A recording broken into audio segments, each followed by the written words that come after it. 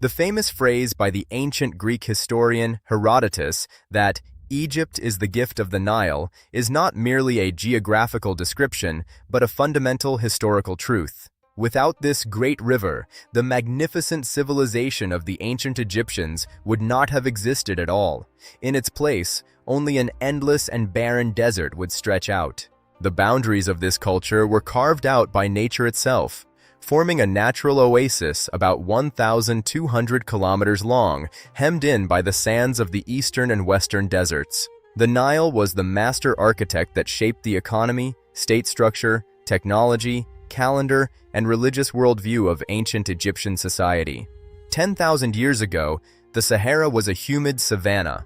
However, subsequent aridification dried up the tributaries, forcing tribes toward the only secure source of life, the Nile Valley.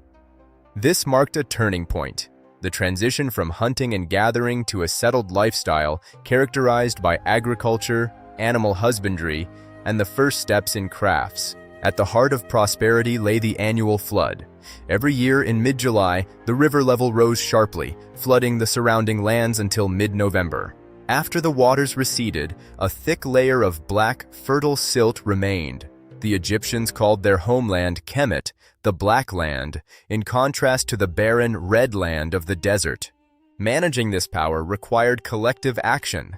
Egyptians built complex irrigation systems, networks of canals, dikes, and reservoirs to direct water to more distant fields. This need for organized labor led to the emergence of the first administrative units and later to the political unification of Egypt under a single monarch. The necessity of redrawing boundaries stimulated geometry, while the need to track harvests and taxes gave impetus to the creation of Egyptian writing.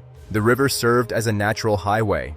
Ships easily drifted north with the current, while prevailing winds allowed vessels to raise sails and move south against the flow.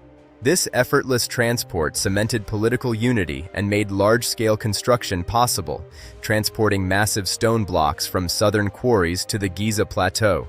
The rhythm of the river shaped their perception of time. They created a solar calendar divided into 3 seasons, reflecting the phases of the Nile. The Nile was personified by the god Hapi, symbol of fertility. The myth of Osiris mirrored the natural cycle of wilting and the awakening of life after the flood. Geography determined their cosmos. The eastern bank was the land of the living, while the western bank became the realm of the dead, where the pyramids were erected.